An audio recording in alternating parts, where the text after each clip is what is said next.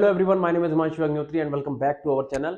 तो भैया आज हम लोग एक फिर से छोटा सा टॉपिक लेके आए हैं, इलेक्ट्रोलिटिक रिफाइनिंग। ये टॉपिक क्लास 10th केमिस्ट्री में metal and non metal chapter का है। ठीक है, तो आई होप, मैं आशा करता हूं कि इससे पहले आप लोगों ने जो मेटलर्जी वाला टॉपिक है वो पढ़ रखा होगा, है ना। उसी का मेटलर्जी का ही पार्ट है इलेक्ट्रोलिटिक रिफाइनिंग। इलेक्ट्रोलिटिक रिफाइनिंग के अंदर हम लोग कौन से मेटल को एक्सट्रैक्ट करते हैं या फिर कौन से हम लोग इंप्योरिटी हटाते हैं। तो पहले ध्यान रखना बेटा, इससे पहले आपने बहुत सारी डिस्टिलेशन और क्या कहते हैं और क्या क्या कर रखा, जोन रिफाइनिंग, ये सब चीजें कर रखी हैं। तो दैट मीन लास्ट आपने इससे पहले जो पढ़ा था वो पढ़ा था जोन रिफाइनिंग। तो भैया ऐसा समझ लो कि ऐसी इंप्योरिटीज जो जोन रिफाइनिंग से भी अलग नहीं हो पा रही मेटल से, उन्हें हम लोग पढ़ेंगे किसमें, इलेक्ट्रोलिटिक रिफाइनिंग में। देखो भाई, जोन रिफाइनिंग में हमने क्या पढ़ा था कि ये मेटल की रॉड है और हम लोग क्या करते थे, हीटर की रिंग बना के उसे इसके चारों तरफ ऐसे मतलब ऐसे ले जाते थे एक एक डायरेक्शन में। तो उससे क्या होता था, इंप्योरिटी पिघल के क्या होता था, एक एंड पे आके जमा होती थी, फिर कट कर देते थे। तो हमारा प्योर मेटल अलग, इंप्योरिटी अलग। तो मेटलर्जी के अंदर एक और हमारा टॉपिक आता है इलेक्ट्रोलिटिक रिफाइनिंग। इसे हम लोग तब यूज करेंगे जब हमारा इंप्योरिटी जो है मेटल से अलग ही नहीं हो रही है। इंप्योरिटी और मेटल के बीच में इतना ज्यादा बढ़िया बॉन्ड कनेक्शन बन गया, प्यार इतना ज्यादा है कि वो प्यार उन लोगों का बहुत ही ज्यादा है। तो हम लोग क्या करेंगे उसके लिए उन्हें बिजली के झटके देंगे, क्योंकि इलेक्ट्रो का मतलब क्या होता है बेटा, इलेक्ट्रॉन्स मतलब बिजली, और लिटिंग मतलब ब्रेक करना। तो अब हम करेंगे क्या कि जो इंप्योरिटी और मेटल है उसे अलग करने के लिए बिजली के झटके दे देंगे दो चार। ठीक है, प्रोसेस क्या है बेटा, पहले समझ लो। सबसे पहले एक बीकर लेंगे, बीकर में दो इलेक्ट्रोड लगाएंगे। अब इन इलेक्ट्रोड में से कौन सा एनोड है कौन सा कैथोड है ये अभी आपको नहीं पता, ठीक है, ना ही मुझे पता है, क्योंकि हम लोग चार्जेस के बेसिस पे डिसाइड नहीं कर सकते कि आप सोचो यार ये वाला पॉजिटिव चार्ज है तो ये भी पॉजिटिव होगा, ये निगेटिव है तो ये भी निगेटिव होगा। ठीक है, अब अगर ये पॉजिटिव है तो ये एनोड, ये निगेटिव है तो कैथोड, ऐसा नहीं होता, ध्यान रखना। ठीक है, on the basis of charges हम लोग डिसाइड नहीं कर सकते कौन सा एनोड होगा कौन सा कैथोड होगा। मैंने आपको लास्ट वीडियो में भी ट्रिक बताई थी, फिर से लिख दे रहा हूं, एन ऑग्स रेड कैट। बस आपको ये याद रखना है, एन का मतलब क्या होता है भैया, एनोड। एन का मतलब होता है एनोड, ऑग्स का मतलब क्या होता है, ऑक्सीडेशन। मतलब जिस इलेक्ट्रोड पे ऑक्सीडेशन हो रहा है हम लोग उस एनोड को क्या बोले, उस इलेक्ट्रोड को क्या बोलेंगे, एनोड बोलेंगे। और जहां पर बेटा रिडक्शन होगा उसे आप क्या कहोगे, कैथोड कहोगे। तो ये वाली ट्रिक याद रखना, ठीक है। तो अभी देख लेते हैं फिलहाल के लिए इसमें आपको क्या क्या चीज जरूरत पड़ेगी बेटा। पहली चीज तो एक चीज समझ लो, आपको जिस मेटल का एक्सट्रैक्शन करना है, जिस मेटल को आप अलग कर रहे हो, जिस जो प्योर मेटल आपको चाहिए, है ना। हम लोग कर क्या रहे हैं, हम लोगों को इंप्योरिटी अलग करनी है, प्योर मेटल अलग निकालना है, यही तो मेटलर्जी होती है। तो जो भी मेटल का आप एक्सट्रैक्शन कर रहे हो, और जनरली आपके सिलेबस में जो इलेक्ट्रोलिटिक रिफाइनिंग दी गई है वो बेटा दी गई है कॉपर की, यानी कि Cu, एटॉमिक नंबर 29। तो जिस मेटल का आप इलेक्ट्रोलिटिक रिफाइनिंग करोगे उसी का सॉल्ट इसके अंदर भरोगे, ठीक है। तो यानी कि हम इसके अंदर कॉपर का ही सॉल्ट भरेंगे। तो कॉपर की अगर इलेक्ट्रोलिटिक कर रहे हैं हम लोग इलेक्ट्रोलिटिक रिफाइनिंग, तो इसके अंदर कॉपर का सॉल्ट भर दो।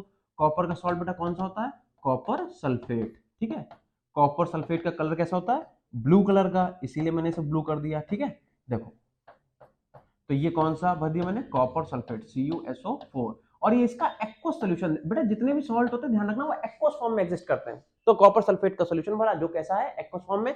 एक्वस फॉर्म का मतलब ये हुआ कि इसके अंदर बेटा कॉपर और सल्फेट कैसे प्रेजेंट होंगे, Cu प्रेजेंट होगा Cu2 प्लस में, और SO4 प्रेजेंट होगा SO4 2 निगेटिव में। अब देखो, ओवरऑल मॉलिक्यूल तो आपका न्यूट्रल ही है, क्योंकि इस पे 2 प्लस इस पे 2 निगेटिव, बट हाँ ये भी चार्ज है आयनिक फॉर्म में, ये भी आयनिक फॉर्म में। अच्छा चलो, इतनी बात समझ में आ गई। तो पहली चीज, जिस भी मेटल का आप इलेक्ट्रोलिटिक रिफाइनिंग से एक्सट्रैक्शन करोगे उसी का सॉल्ट भरोगे, पहली चीज। दूसरी बात, इसमें आप दो रॉड देख रहे होगे, एक आप देख रहे होगे थिक है, थोड़ी मोटी सी है, एक पतली सी है। मैं आपको बता दूं, इलेक्ट्रोलिटिक रिफाइनिंग आप जब करोगे तो जिस मेटल की आप कर रहे हो, हम तो चाह क्या रहे हैं, हम चाह रहे हैं कि इंप्योरिटी से मेटल को, प्योर मेटल बाहर निकाल लें। लेकिन इसका एक ड्रॉबैक भी है, इलेक्ट्रोलिटिक रिफाइनिंग आप उन्हीं मेटल्स की कर सकते हो जिनकी प्योरेस्ट फॉर्म आपके पास पहले से है, भले छोटे अमाउंट में ही हो, कम अमाउंट में ही हो।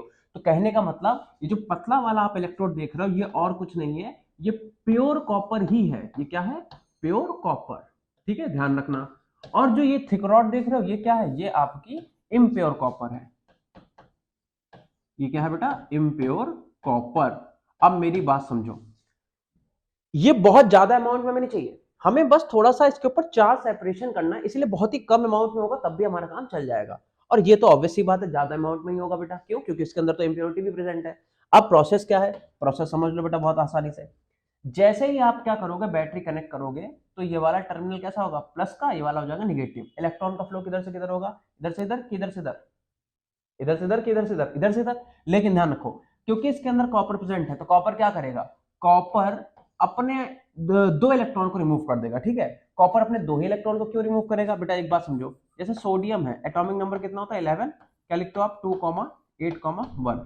यार ये अपना एक इलेक्ट्रॉन निकालता है और कन्वर्ट होता है किसमें, Na+ में। तो एक ही इलेक्ट्रॉन क्यों निकाला, क्योंकि भैया एक इलेक्ट्रॉन निकालने के बाद इसका ऑक्टेट कंप्लीट हो गया। सिमिलरली कॉपर भी क्या करेगा, सिर्फ दो ही इलेक्ट्रॉन को निकालेगा, क्योंकि दो इलेक्ट्रॉन निकालने के बाद उसका ऑक्टेट क्या हो जाता है, कंप्लीट। तो यहाँ पे कॉपर क्या करेगा, दो इलेक्ट्रॉन ऐसे यहाँ पे निकालेगा और अपने आप कन्वर्ट हो जाएगा किसमें, Cu2+ में।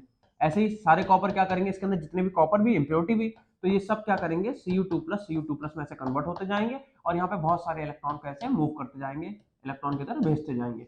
जब यहाँ पे इलेक्ट्रॉन बहुत सारा आ जाएगा तो इस वाली रॉड पे चार्ज बेटा कैसा कलेक्ट हो गया, ये पूरी चार्ज जो है निगेटिवली कनेक्ट हो गया है ना, ऐसे समझते जाओ। सबसे पहले क्या हुआ, इसके अंदर जो कॉपर प्रेजेंट था उसने क्या करा, दो इलेक्ट्रॉन निकाले। अब एक बात सुनो, वैसे तो आपसे आई डोंट थिंक कि 10th क्लास में पूछा जाएगा, लेकिन अगर आपसे मान लो ये क्वेश्चन पूछा जाए कि भैया मेटल जो है, कॉपर जो है, उसने दो इलेक्ट्रॉन निकाले ही क्यों, तो आपको याद क्या रखना है, अपने एग्जामिनर को क्या आंसर दोगे कि सर जितने भी मेटल नेचर में एग्जिस्ट करते हैं उनकी एक इनहेरेंट प्रॉपर्टी है। इनहेरेंट का मतलब जो उनमें खुद से प्रोड्यूस हुई है, कि जैसे ही उन्हें आप एक्वस में डिप करोगे वो इलेक्ट्रॉन को एमिट करने लग जाते हैं। तो अगर आपके दिमाग में आ रहा हो कि सर ऐसा हुआ ही क्योंकि कॉपर यहाँ पे दो इलेक्ट्रॉन निकाल रहा है, बिकॉज आपने उसे जैसे ही एक्वस में डिप करा, तो ये मेटल की बेटा एक नेचुरल प्रॉपर्टी है कि उसे आप जैसे ही एक्वस में डिप करोगे तो वो इलेक्ट्रॉन को एमिट करने लग जाएगा। तो इसके अंदर इंप्योरिटी भी है और कॉपर भी है। तो जो कॉपर कॉपर था उसने क्या करा बेटा, इलेक्ट्रॉन निकालता था, दो ही इलेक्ट्रॉन क्यों निकाला, क्योंकि दो इलेक्ट्रॉन के बाद उसका ऑक्टेट कंप्लीट हो गया, तो इलेक्ट्रॉन निकाला और अपने आप कन्वर्ट हो गया किसमें, Cu2+ में। अब एक बात समझो, ये जो सॉल्यूशन भरा हुआ है बेटा, इसमें ऑलरेडी क्या प्रेजेंट है, CuSO4, तो यानी कि यहाँ पे बेटा Cu2+ भी होगा और यहाँ पे SO4 2 निगेटिव भी होगा। तो जैसे ही अब यहाँ पे कॉपर आयनिक फॉर्म में आएंगे तो वो इस रॉड पे नहीं रुक पाएंगे। क्यों नहीं रुक पाएंगे, क्योंकि ये रॉड बेटा सॉलिड की है और आयन सॉलिड पे थोड़े ना रहते हैं, आयंस तो एक्वस होते हैं। तो ये क्या करेंगे, सब जंप करेंगे इसमें, ये सब ऐसे करके जंप करने लग जाएंगे। जैसे ही ये इसमें जंप करेंगे तो यहाँ पे क्या होगा, Cu2+ की कंसंट्रेशन बहुत ज्यादा बढ़ जाएगी। बोलो हाँ या ना बेटा, ऐसा होगा जब ये सारे आयंस जंप करेंगे इसमें। क्यों जंप कर रहे हैं, क्योंकि ये आयनिक फॉर्म में है और आयंस कभी सॉलिड पे थोड़े ना रहेंगे, वो तो सॉलिड है रॉड। तो ये जंप करके किसमें, एक्वस में, कि भैया यहाँ पे इनके भाई ऑलरेडी प्रेजेंट है, Cu+ ऑलरेडी प्रेजेंट है, SO4 निगेटिव भी प्रेजेंट है, तो ये सबके सब कॉपर जंप कर देंगे इस नदी में। किसको, कौन सी नदी, कॉपर सल्फेट की नदी में।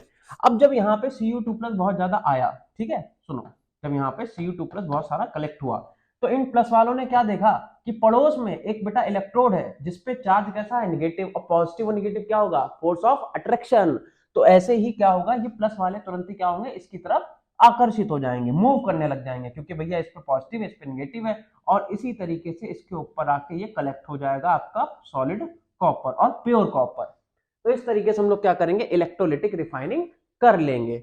पॉजिटिव वाला क्या करेगा, निगेटिव वाले के ऊपर जाके जमा हो जाएगा, कलेक्ट हो जाएगा, बाद में इससे हम छुटा लेंगे तो हमें प्योर कॉपर मिल गया। अच्छा अब बात आती है कि सर आपने कॉपर तो अलग कर लिया, इंप्योरिटी का क्या करें। बेटा देखो, जब इसके अंदर जितना भी कॉपर प्रेजेंट है, जब वो आयनिक फॉर्म में कन्वर्ट होगा, कन्वर्ट होने के बाद इस सॉल्यूशन में आएगा, सॉल्यूशन में आने के बाद इस पे जाके चिपक जाएगा। क्यों, क्योंकि इस पे पॉजिटिव, इस पे निगेटिव। तो इंप्योरिटी भी यहाँ पे नहीं बचेगी, ये डिसोसिएट होने लगेगा, मतलब ये रॉड है जो ऐसे खत्म होने लगेगी। तो जो इंप्योरिटी है उस पर कोई चार्ज तो है नहीं, तो वो आके यहाँ पे नीचे ऐसे कलेक्ट हो जाएगी। यहाँ पे ये क्या आएगा, इंप्योरिटी। ठीक है, इंप्योरिटी नीचे आके बैठ जाएगी, इम्प्योर मड बोल लो, मड की फॉर्म में। ठीक है, यहाँ पे आपका इंप्योरिटी जो है, या फिर लिख दो इम्प्योर मड जो है, वो नीचे आके बैठ गई थी। अगर बात करें कि इस पूरे बीकर में रिएक्शन क्या हुई, तो बेटा दो रिएक्शनें हुई होंगी, एक कैथोड पे और एक एनोड पे। हमें अभी तक नहीं पता चला है कि कौन सा एनोड है कौन सा कैथोड, बट अब हम पता करेंगे कौन सा एनोड कौन सा कैथोड। तो भैया देखो, हमें ये जरूर पता है कि एनोड पे क्या होता है, ऑक्सीडेशन। तो हम दो रिएक्शन लिखते हैं बेटा, यहाँ पे एक लिखूंगा मैं एट एनोड, ठीक है, और एक मैं लिख दूंगा एट कैथोड। बहुत ध्यान से समझिएगा, at anode at cathode.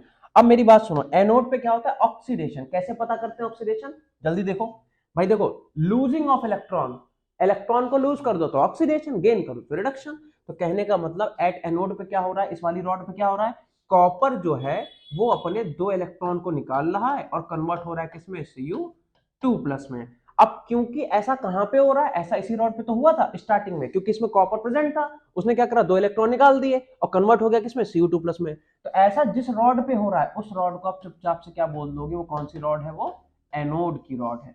Similarly इस वाली रॉड पे क्या हो रहा है, उस पे आपका जो Cu2+ है वो क्या कर रहा है, 2 इलेक्ट्रॉन को एक्सेप्ट कर रहा है, कन्वर्ट हो रहा है किसमें, सॉलिड में। देखो ये Cu2+ था प्रेजेंट, इसने क्या करा, ये इलेक्ट्रॉन्स ही तो है, माइनस चार्ज किस पे होता है, इलेक्ट्रॉन पे, तो क्या करेगा, इनसे 2 चार्ज उठा लेगा, यानी कि 2 इलेक्ट्रॉन उठा लेगा और इसके ऊपर ऐसे जाके चिपक जाएगा।